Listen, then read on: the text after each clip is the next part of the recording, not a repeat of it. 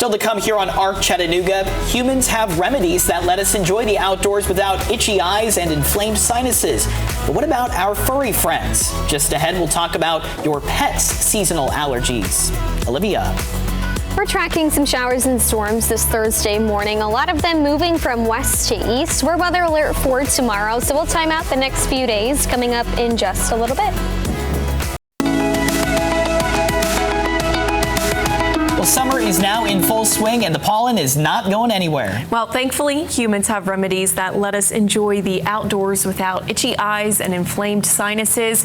But what about your pets? Good question. Joining us this morning to talk about your pet's seasonal allergies is Highway 58 animal veterinarian Cassie Atkinson. Cassie, thank you so much for being with us again to talk about this topic, because obviously, you know, it feels like a lot of us just got over our spring allergies. We're still talking about them because, you know, different allergens affect different people and our animals as well. We have to be watchful for those signs that they're displaying that they might have those allergies. Yeah, just like people, animals can develop allergies.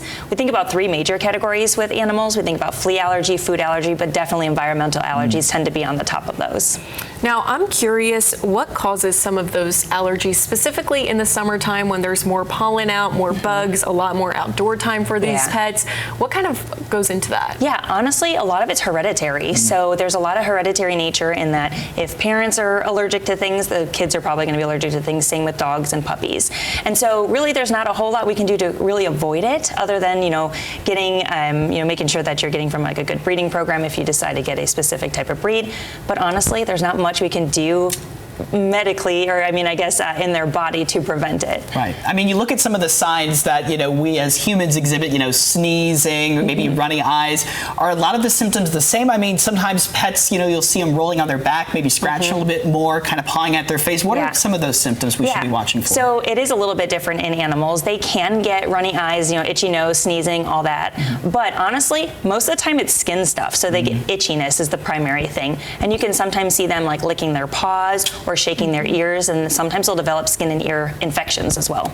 So when you notice some of those symptoms as a pet owner, what is the best way to kind of remedy that, help take away some of that? And when do you know if it's something more severe that, okay, maybe I should go to my local vet? Yeah, absolutely. So some things that you can just kind of mildly do at home is wipe them down kind of preventative wise, especially after coming inside, especially if they're allergic to things like pollens. But most of the time we don't actually know what they're allergic to. And so I would say definitely if it ends up being, you know, red, irritated skin, hair loss, or if they do have ear and skin infections, that's definitely at the point where you're like, the at-home things are probably not going to be enough. We need to see the vet. And of course, getting it early enough where you can, you know, prevent it in the future, because it takes time for medication to work like us humans. That's why we say, you know, start your allergy med several weeks before the season begins. So how long would it take for those sorts of remedies to solve the allergies for pets? It kind of depends. So you can use over-the-counter antihistamines in dogs. They have different doses and whatnot, but you can use them. And that can take a couple of weeks for it to start to develop. But we do have some more prescription-grade medications that work a little bit more immediately for those that really do need it right away. That's great to keep in mind. I know I had a foster dog once who had horrible allergies.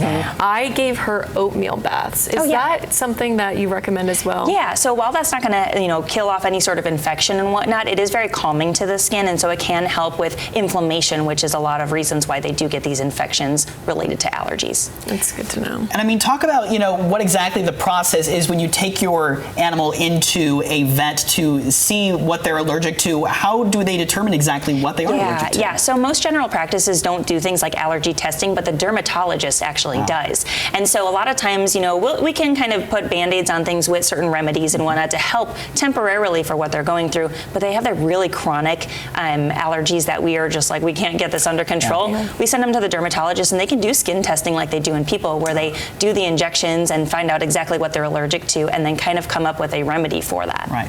Awesome. Well, thank you so much for joining us. It's always great advice, especially as we are in the heat of summer right now. That's for sure. And speaking of the heat of summer, we're going to hand things over to meteorologist Olivia Glass, who has our forecast. Hey, Olivia. Yeah. Good